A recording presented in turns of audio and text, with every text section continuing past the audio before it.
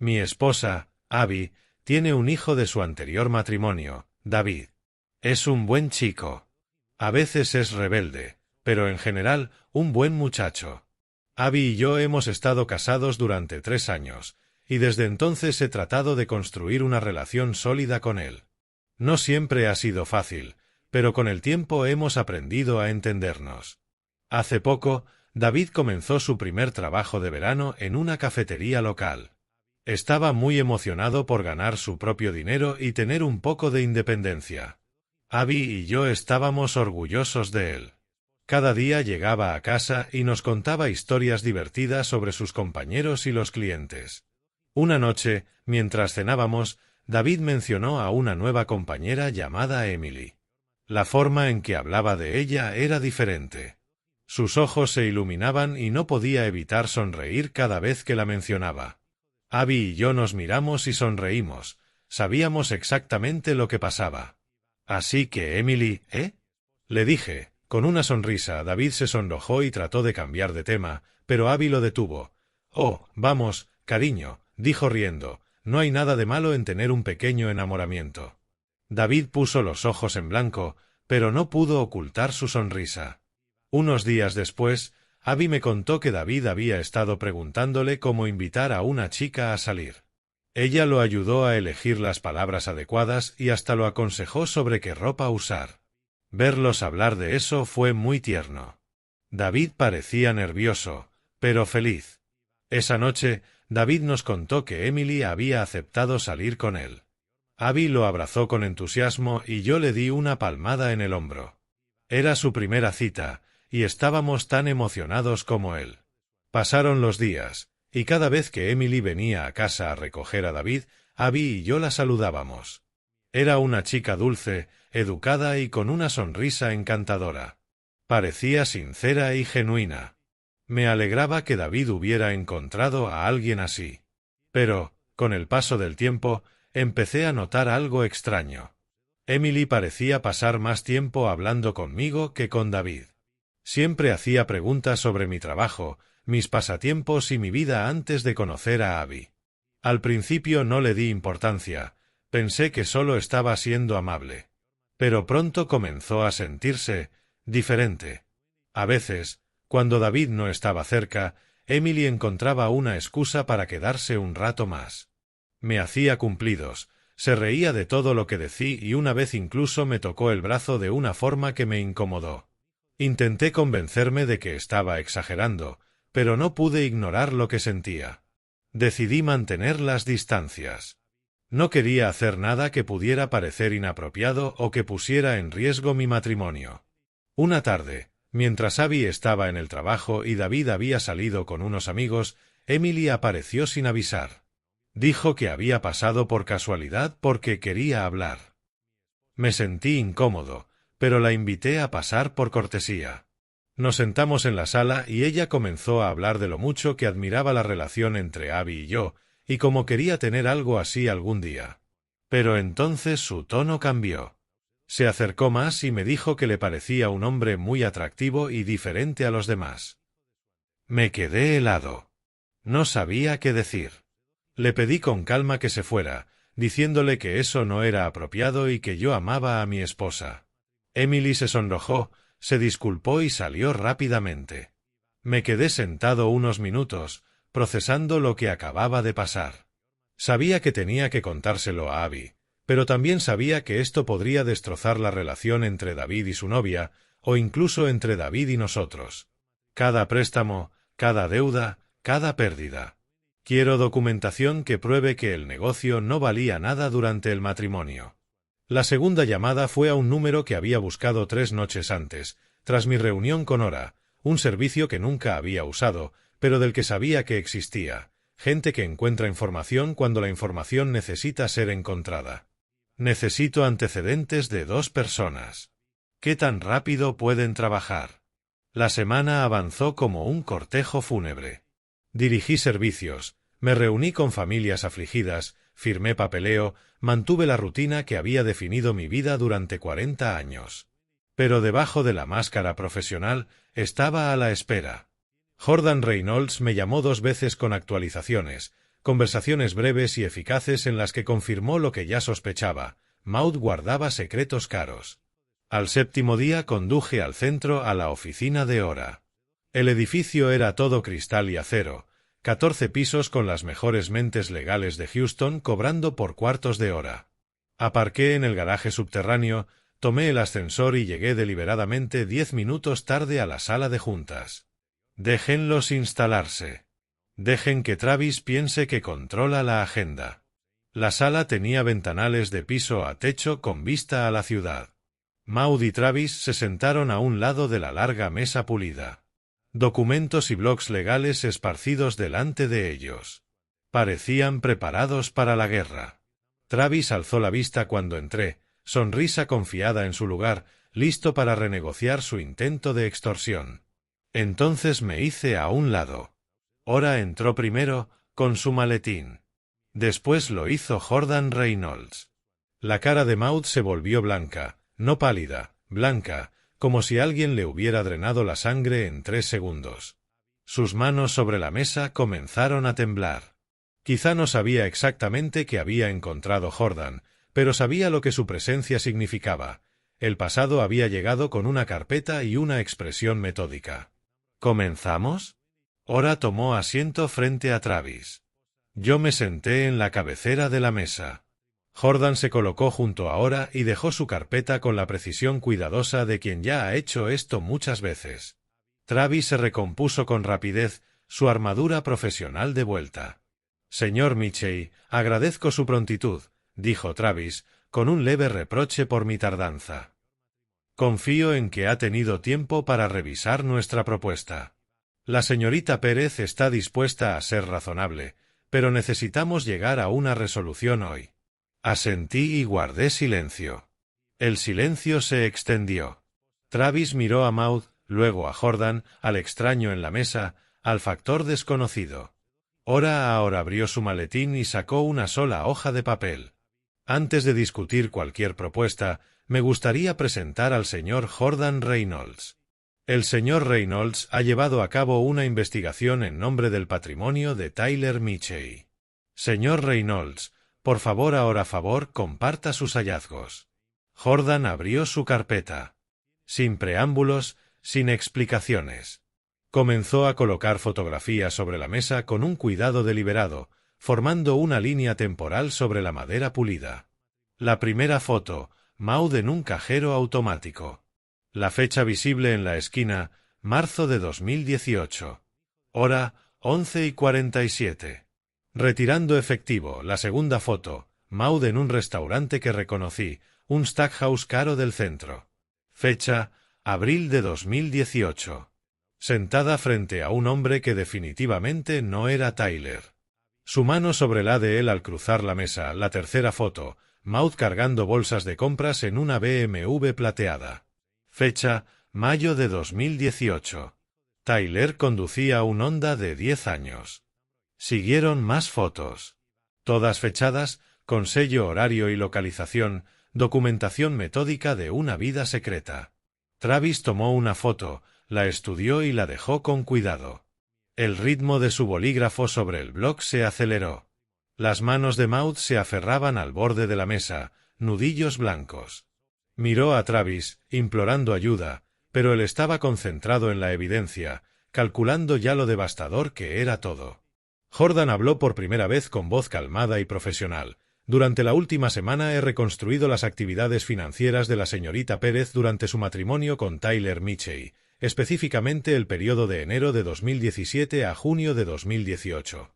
Sacó otro documento, extractos bancarios marcados con resaltador amarillo, retiros de $2.000 aquí, $1.500 allá, $3.000, $20.500. Docenas de ellos, un patrón emergente como constelaciones. Estas retiradas suman aproximadamente $45.000 en 18 meses, todas de cuentas conjuntas, todas convertidas en efectivo y ocultadas a su cónyuge. Travis intentó restarle importancia, pero su voz carecía de convicción. No veo cómo fotografías antiguas son relevantes para las reclamaciones del patrimonio actuales, dijo. Esto es historia antigua.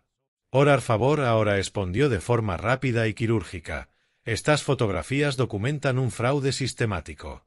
La señorita Pérez retiró aproximadamente $45.000 de cuentas conjuntas en los 6 meses previos a presentar la demanda de divorcio.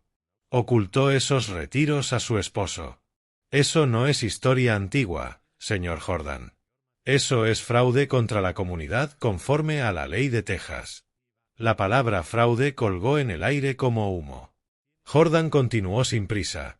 Tenía declaraciones juradas de 3 testigos, un conserje de hotel, 2 camareros, que confirmaban la presencia de la señorita Pérez con varios acompañantes masculinos durante su matrimonio. Los recibos mostraban que esos encuentros se pagaban con fondos de la cuenta conjunta.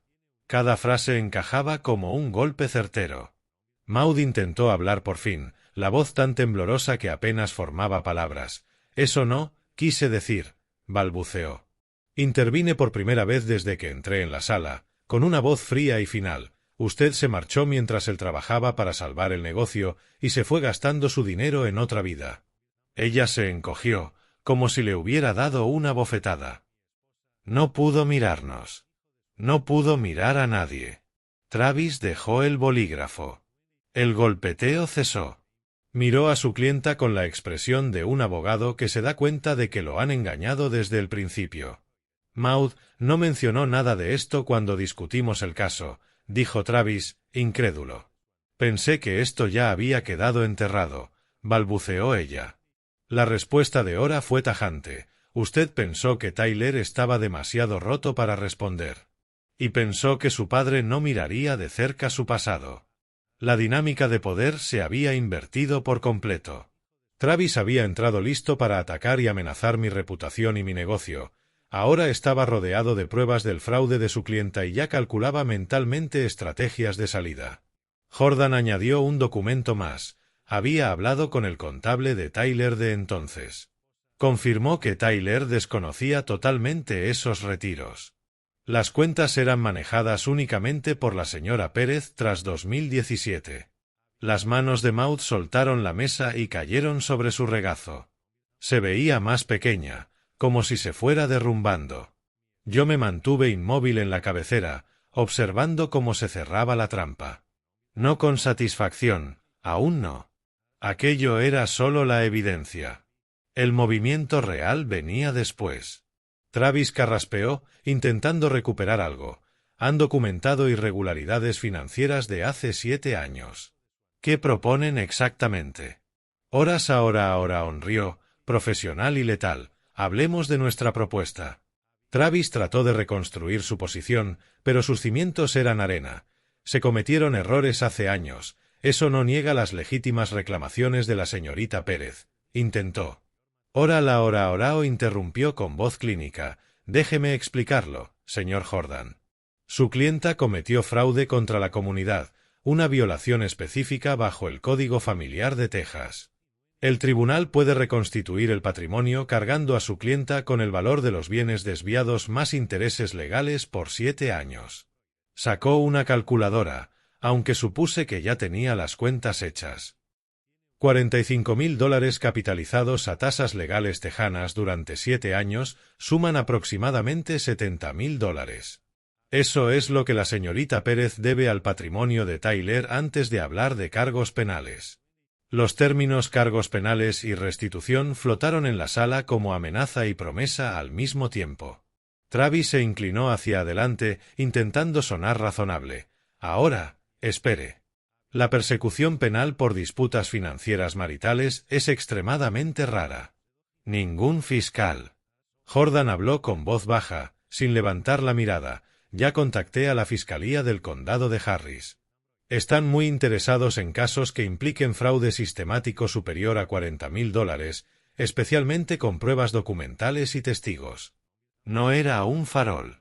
Se notaba en la compostura de Jordan, en cómo manejaba sus papeles. Ya había hecho esas llamadas.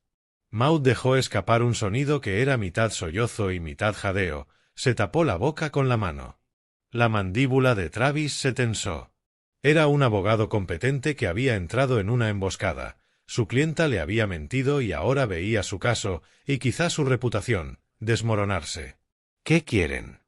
preguntó Travis, resignado. Horas ahora sacó otra hoja preparada de su maletín. Un solo párrafo, directo. La señorita Pérez firma una renuncia integral a todas las reclamaciones sobre el patrimonio de Tyler Mitchell. Reconoce la deuda de $70,000 y a cambio de renunciar a toda acción presente y futura, no procederemos con la colección. Además, acepta no volver a contactar al señor Mitchell ni a su negocio. Deslizó el documento hacia Maud. Se detuvo justo delante de ella. ¿Y si no firma?, preguntó Travis, aunque ya conocía la respuesta. Entonces presentaremos cargos por fraude ante la fiscalía en 24 horas, dijo Ora. Además, interpondremos una demanda civil para la reconstitución del patrimonio. Eso pasará a ser parte del registro público. Los medios locales aman historias de viudas que resultan ser estafadoras. El nombre de su clienta estará en todos los periódicos de Houston a hora este de semana. Hablé por primera vez, con voz tan fría como una capilla en invierno. Usted vino al funeral de mi hijo tras 7 años de silencio. Actuó un duelo que no sentía. Amenazó mi negocio y mi reputación. Todo se sostenía en dinero que le robó mientras se le suplicaba que no se fuese. Los hombros de Maud temblaron. Lloraba en silencio. Yo no sentí nada, ni lástima ni satisfacción, solo la certeza fría de que por fin la justicia estaba sobre la mesa. Travis examinó la renuncia. Su bolígrafo estuvo suspendido sobre la línea de la firma. Miró a su clienta. Maud, necesito hablar con usted en privado, dijo, tono que buscaba contener la emergencia. No elevé la voz. No era necesario. Tiene 5 minutos para decidir. Firma la renuncia o procedemos con la acusación. No hay negociación. La frase cayó como un martillo. Eso es coercitivo, empezó Travis. Es una elección, replicó Ora, señalando la evidencia extendida por la mesa. Su clienta cometió fraude. Tiene 2 opciones, se va con nada o afronta cargos penales y responsabilidad civil. Tiene 5 minutos. Saqué el teléfono, lo puse sobre la mesa y activé el temporizador. 300 segundos. El brillo del display se hizo visible en el silencio. Travis intentó un último recurso. Mi clienta tiene derechos. Necesitamos tiempo para revisar. No puede forzarla así. Jordan, sin emoción, con hechos. Tiene derecho a asesoría legal, la tiene. No tiene derecho a evadir las consecuencias del fraude que cometió hace 7 años. El único sonido en la sala fue la respiración rota de Maud. Travis observó la renuncia, la evidencia y a su clienta. Sus cálculos ya daban 0. La mano de Maud se movió hacia el documento y quedó temblando sobre el papel, como un pájaro que duda al aterrizar. Tyler te quería, dije en voz baja, no como reproche, sino como constatación. Él perdonaría cualquier cosa, solo quería que te quedaras. Y tú le robaste, le traicionaste y te fuiste porque no eras feliz con él siendo un hombre sin éxito. La mano tocó el papel y el bolígrafo que Travis le ofreció tembló tanto que apenas pudo sostenerlo. 4 minutos, informé, observando el temporizador. Maud miró a Travis una última vez, buscando un rescate que no llegaría. Él le hizo un pequeño gesto, firma, y ella lo imitó. Hora de reproche ahora deslizó otro documento sobre la mesa, extractos bancarios que mostraban la recuperación económica de Tyler tras el divorcio. Para que supiera a qué renunciaba, el negocio que ella decía que no valía ahora estaba valorado en 2.8 millones. Tyler lo reconstruyó después de que ella se marchara. Todo el crecimiento sucedió tras su abandono. No tenía reclamo alguno. La firma fue temblorosa, letra desigual. Era como si al firmar reconociera en tinta lo que había destruido. Travis añadió la suya, profesional hasta el final. Ora cogió el documento, sacó una copia en la impresora de la sala y le entregó el original a Travis. Reunión finalizada. Por favor, desocupen las instalaciones. Se levantaron. Maud apenas se sostenía en pie. Travis la sostuvo con una mano mientras recogía sus papeles con la otra. Salieron de la sala como supervivientes dejando un sitio de desastre. En el umbral, Travis se detuvo y me miró. ¿Planeó todo esto?, preguntó. ¿Desde el momento en que entró en el funeral? Lo miré, No dije nada. Que sacara sus conclusiones. Salieron. La puerta se cerró con un susurro. Ahora Jordan y yo nos quedamos en la sala rodeados por la evidencia de la traición, fotografías, extractos, testimonios. Está hecho, dijo Ora. Sí, contesté. Pero no del todo. La justicia se servía hoy, pero el cierre pedía un paso más. Miré a Jordan. Necesito que hagas un trabajo más. Los 5 minutos expiraron. Maud quedó inmóvil en su silla. El bolígrafo se quedó sin trazos en su mano. Travis cerró su maletín con calma deliberada, un gesto que comunicaba estrategia más que derrota.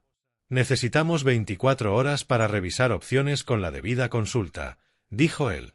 Podía haberme negado mantener el ultimátum definitivo, pero tenía tiempo. La gente desesperada comete errores.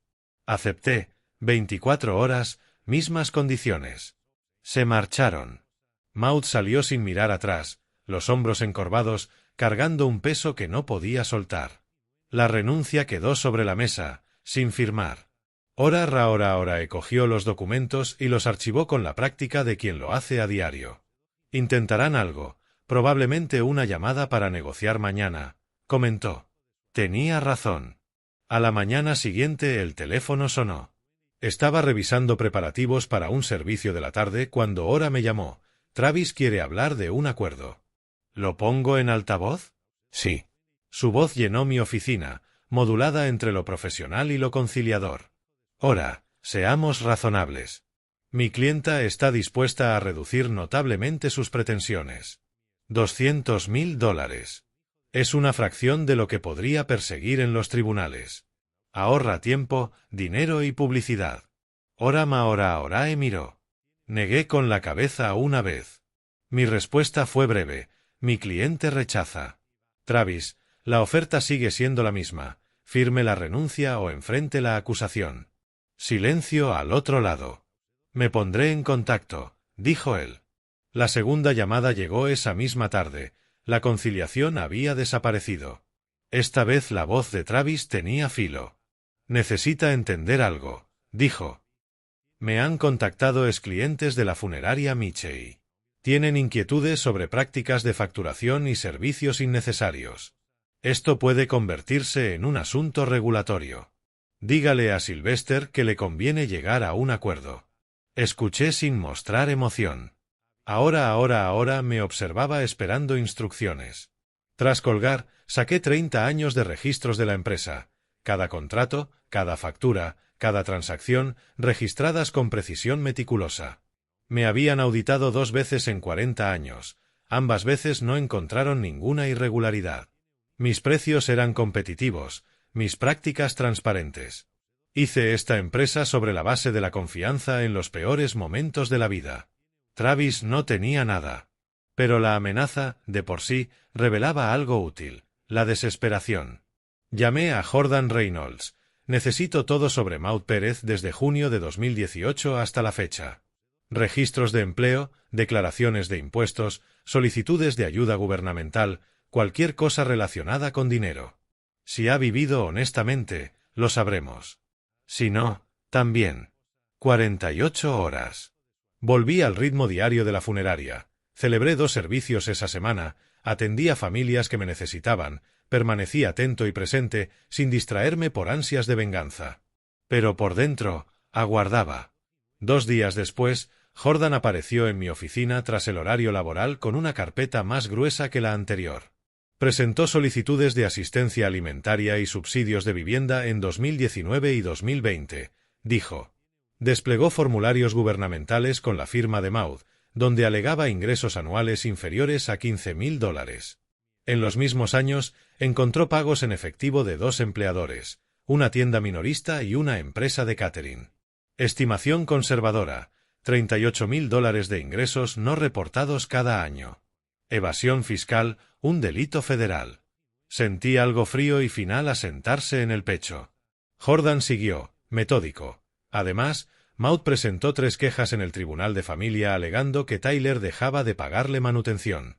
Los registros mostraban lo contrario, recibos con la letra de Tyler en las líneas de memo, pago de manutención. Ella mintió al tribunal. Los documentos sobre mi escritorio eran más clavos en el ataúd que Maud había cavado para sí misma. Evasión fiscal, fraude a servicios sociales, declaraciones falsas ante un tribunal, posibles cargos estatales y federales. ¿Cuánto tiempo de cárcel podría implicar? Ora, seria, respondió. La evasión fiscal sola puede implicar de 3 a 5 años. El fraude a prestaciones y las declaraciones falsas suman más.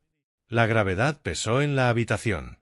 Yo, sentado en la silla de cuero que había soportado mis decisiones empresariales durante 4 décadas, la misma silla donde había ayudado a elegir ataúdes y consolar a viudos, ahora planificaba algo distinto.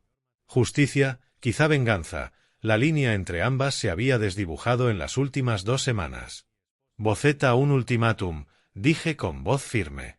Tiene 48 horas para firmar la renuncia y enviar una disculpa escrita por presentar reclamaciones infundadas contra el patrimonio de Tyler. A cambio, no remitiremos su fraude a las autoridades federales. Si rehúsa o intenta negociar, todos los documentos van al IRS, al Texas Ealtan Human Services y a la Fiscalía del Condado. Aurora asintió y tomó notas. Jordan recogió sus pruebas y las archivó con cuidado. Cuide sus espaldas, señor Mitchell. Los animales acorralados hacen cosas impredecibles, advirtió. Cuando se fueron, me quedé solo en la oficina. El edificio había quedado en silencio. Las funerarias tras el anochecer tienen una quietud particular, cargada con el peso de todo el dolor que ha atravesado sus paredes. Pensé en Tyler, en los años que pasó intentando recuperarse de la traición de Ma, en los pagos automáticos de pensión alimenticia que nunca dejó de hacer, aunque apenas alcanzara a pagar su propio alquiler. Ella había tomado su dinero, mentido al respecto, intentado sacar más después de su muerte, y yo estaba a punto de ponerle fin. Miré los documentos sobre mi escritorio, evidencia de fraude que abarcaba 7 años. Esto ya no se trataba solo de ganar. Se trataba de asegurarme de que Ma nunca intentara lo mismo con otra familia. Tomé el teléfono para llamar a Aura con instrucciones adicionales, pero me detuve, lo dejé sobre la mesa y reflexioné. A veces la justicia requiere paciencia. A veces requiere una fuerza abrumadora. Había pasado 2 semanas reuniendo evidencia, construyendo un caso inatacable. Ahora solo necesitaba esperar a que Ma cometiera su último error. El ultimátum se envió a la mañana siguiente. Aura lo mandó por correo electrónico y correo certificado, sin posibilidad de que dijera que no lo había recibido. 48 horas. Firmar y disculparse o enfrentar la persecución federal. Esperaba negociaciones. Tal vez otra llamada desesperada de Travis. En cambio, recibí algo más directo. Estaba realizando un servicio cuando mi recepcionista interrumpió, su voz tensa por la preocupación. Señor Mitchell, disculpe la interrupción, pero hay una mujer aquí. Dice que necesita hablar con usted de inmediato. Es muy insistente. Ma tenía que ser. Me disculpé con la familia que estaba asistiendo, prometí regresar en 5 minutos y fui a mi oficina, donde la encontré de pie en el pasillo, brazos cruzados, expresión entre la desesperación y la desafío. Necesitamos hablar, dijo. Su voz temblaba, pero no sabía si por miedo o por ira. Mi oficina. Abrí la puerta, la dejé entrar primero y la cerré detrás de nosotros. No se sentó, caminaba de un lado a otro, de la ventana al escritorio, de la estantería a la puerta, como si no pudiera quedarse quieta. Yo permanecí de pie cerca de la puerta, manteniendo la distancia, mi territorio, mis reglas. Recibí tu ultimátum, dijo, y vi el cálculo en sus ojos, buscando un ángulo que funcionara. Sylvester, sé que debes odiarme. Lo entiendo, pero esto se ha ido demasiado lejos. No dije nada, esperé. La gente revela más en silencio que en conversación. Cometí errores durante mi matrimonio con Tyler. Lo admito. Era joven, tenía miedo y manejé las cosas mal. Las lágrimas comenzaron como un acto que había ensayado. Pero lo amé alguna vez. Tienes que creerlo. Y sé que él habría querido que encontráramos una forma de resolver esto sin destruir a todos. Aún así, Permanecí en silencio, observando su actuación. Ya no estoy pidiendo millones. Solo, necesito ayuda para empezar de nuevo. 50.000, eso es todo. Me permitiría mudarme, encontrar un nuevo trabajo, dejar todo esto atrás. Tyler habría querido que tuviera un nuevo comienzo. La manipulación era clásica. Apelación a la historia compartida, reducción de demandas para parecer razonable, invocación de los deseos imaginarios de Tyler. Había visto esto miles de veces en funerales, familiares tratando de aprovecharse del duelo para obtener herencias, culpa convertida en dinero. ¿Has terminado? Mi voz salió plana, profesional. El mismo tono que uso con proveedores que intentan cobrar de más o con familiares que hacen demandas irracionales. Ella se estremeció. Estoy tratando de ser razonable, dijo. No le diste nada a Tyler cuando más te necesitaba. Corté su actuación como un bisturí. Tomaste su dinero, traicionaste su confianza, lo abandonaste durante la peor crisis de su vida.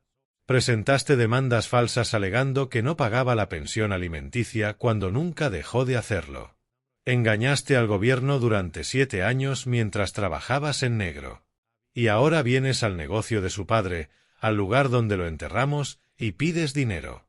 Su rostro palideció. No esperaba que supiera del fraude al gobierno. Travis no le había contado los últimos hallazgos de Jordan. No, quiero decir, fueron errores con la documentación. Intentó justificarse. Dejé que la palabra flotara entre nosotros.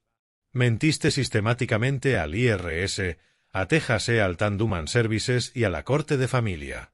Eso no son errores. Es un patrón de fraude que abarca 7 años. Cargos federales, estatales, tiempo en prisión. Las lágrimas cesaron. Su expresión cambió. La desesperación dio paso a algo más oscuro. ¿De verdad vas a hacer esto? ¿Destruirme por dinero? Tienes derecho a nada. Mi voz se mantuvo nivelada, factual, absoluta. Tyler no te debía nada después de que te fuiste. Su patrimonio no te debe nada. Ahora firmarás la renuncia, entregarás una disculpa por tus reclamos sin fundamento y te irás, o personalmente entregaré todos los documentos que Jordan Reynolds encontró a los fiscales federales. Ella me miró, buscando algún recurso que ya no tenía. Travis dijo que no, en realidad no me procesarías. Solo era una amenaza. Travis se equivoca. Ya he contactado a la oficina del fiscal. Están muy interesados en revisar la evidencia si rechazas mi oferta. Sus manos se cerraron en puños. Eres un viejo amargado. Tyler me dijo que eras controlador, que nunca le dejaste tomar sus propias decisiones. Tyler nunca dijo eso, respondí con certeza. Lo sé porque pasé los últimos 7 años de su vida ayudándolo a reconstruir lo que tú destruiste. Cada conversación, cada comida, cada visita al hospital, nunca me culpó a mí. Se culpó a sí mismo por no ser suficiente para ti. Algo se quebró en su expresión. La manipulación dio paso a la ira pura. Está bien. ¿Quieres que firme tus papeles? Lo haré. Pero no finjas que es justicia. Esto es venganza porque tu hijo fue demasiado débil para retenerme. Avanzó hacia la puerta, la abrió con fuerza. Los marcos de fotos vibraron en la estantería. Obtendrás tu renuncia. Espero que te haga sentir mejor enterrar el fracaso de tu hijo. La puerta se cerró. Esta vez sin estruendo, sin drama, solo salida. Llegué a mi escritorio, me senté y miré el teléfono. 48 horas. Firmaría. Lo sabía, de la misma forma en que sabía qué familias se quebrarían en los servicios y cuáles mantendrían la compostura. Ma estaba sin opciones, sin aliados, sin tiempo. La recepcionista llamó suavemente. Señor Mitchell, ¿está bien? ¿Llamó a seguridad? Estoy bien. Gracias por preguntar. Ella vaciló en la puerta, parecía volátil. Estaba desesperada. Hay una diferencia. Después de que se fue, me quedé solo en mi oficina, rodeado por la evidencia de 40 años, construyendo algo que realmente importaba. La funeraria vibraba con actividad silenciosa, el personal preparando servicios para mañana, familias encontrando consuelo en el ritual. La foto de Tyler estaba sobre mi escritorio, la de antes de Ma. Antes de la crisis del negocio, antes de que todo se viniera abajo, joven y esperanzado, creyendo que el mundo sería justo si trabajaba lo suficiente. Había fallado en protegerlo del desamor, pero había logrado proteger su memoria de ser explotada por la mujer que lo había destruido. El teléfono permaneció en silencio. Ma había tenido 48 horas para firmar la renuncia. En cambio, había intentado atacar. Ahora enfrentaba investigación federal, estatal, desempleo y una demanda civil. Su intento de juicio murió en el momento en que Travis se retiró. Ningún abogado aceptaría un caso tan tóxico, tan condenado. La trampa se había cerrado por completo. La maquinaria de la justicia, una vez activada, operaba de manera independiente, incluso si quisiera detenerla, cosa que no quería. Las agencias federales y estatales siguieron su curso. El fraude de Ma había llamado la atención de instituciones mucho más poderosas que un director de funeraria buscando justicia para su hijo. Revisé mi cuaderno, repasando la línea de tiempo que había documentado, 3 semanas desde el funeral hasta la victoria. No fue mucho tiempo, pero fue meticuloso, completo.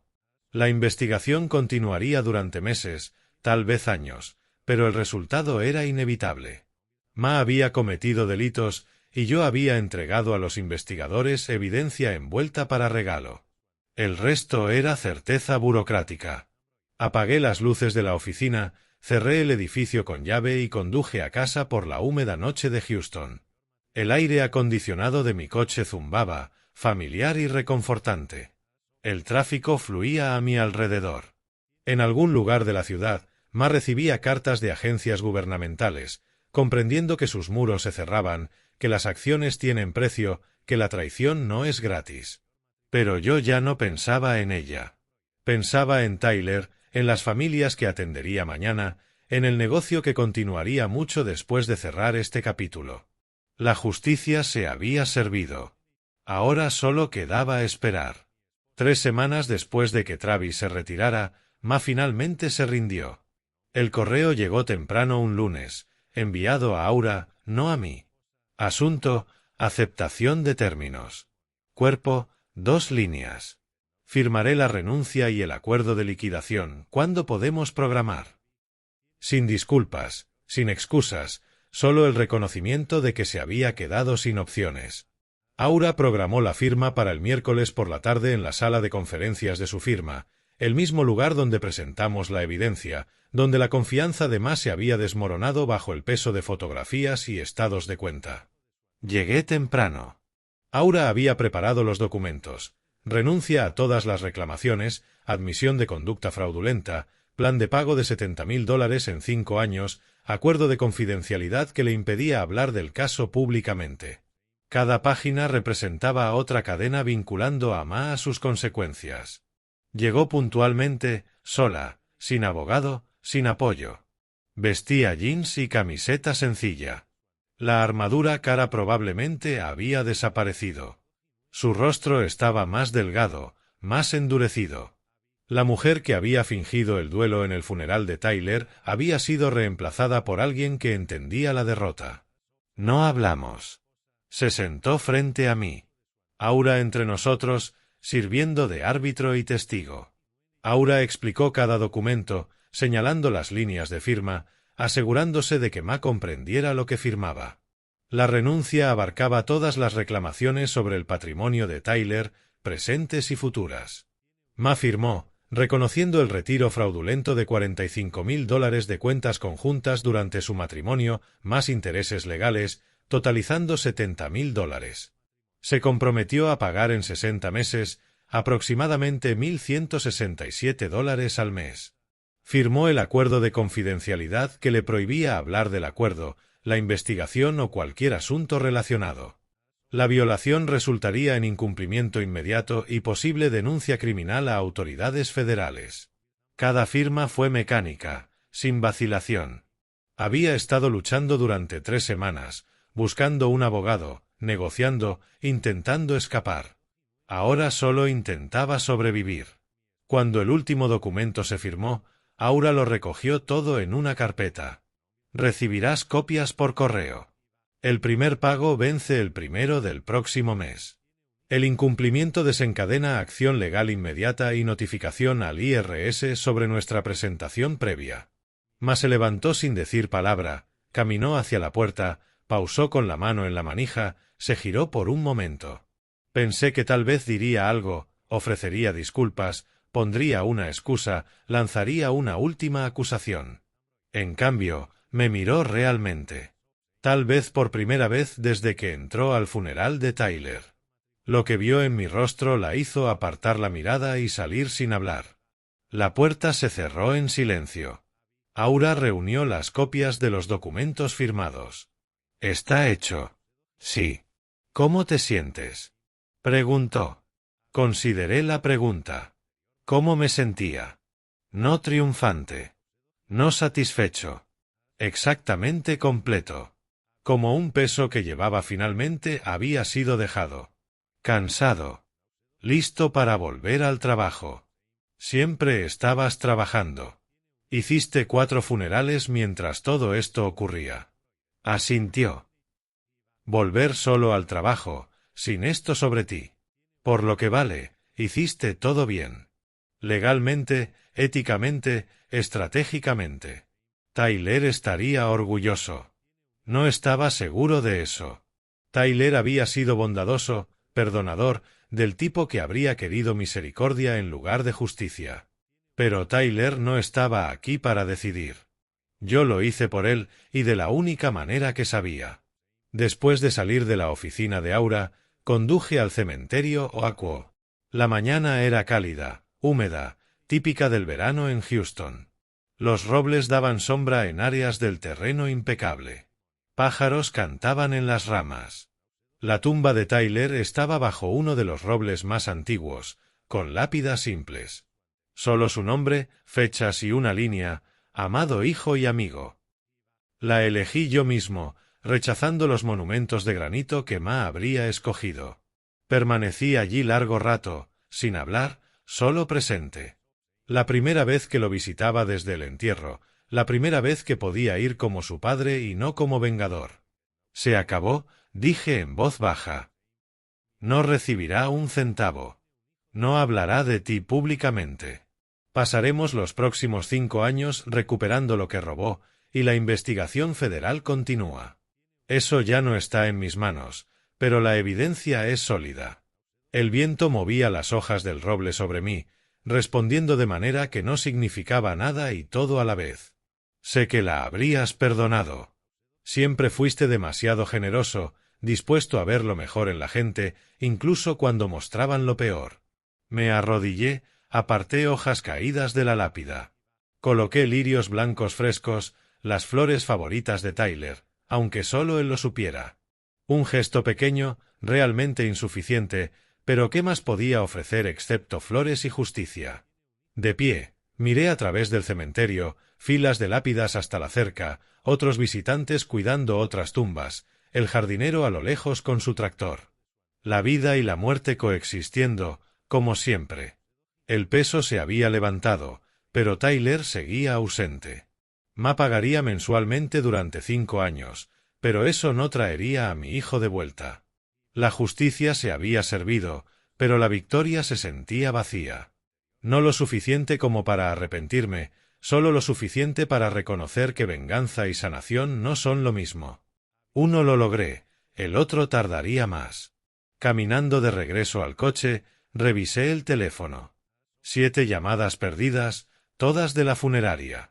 El negocio había continuado mientras yo resolvía cuentas pendientes. Familias necesitaban de mí. Los servicios requerían planificación. La vida exigía atención. Encendí el coche, puse el aire acondicionado contra el calor de Texas y regresé a la funeraria.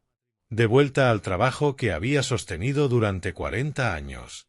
De vuelta a ayudar a las personas a atravesar sus peores días con dignidad y cuidado. El teléfono sonó antes de que saliera del estacionamiento del cementerio. Número desconocido. Funeraria Michey, hijo. Habla Sylvester Michey. Voz femenina, cansada y tensa. Señor Michey, mi padre falleció esta mañana. Necesitamos organizar los servicios. ¿Puede ayudarnos? Sí, dije, sacando mi agenda. Lamento mucho su pérdida. Hablemos de lo que su familia necesita. Y así continuó la vida.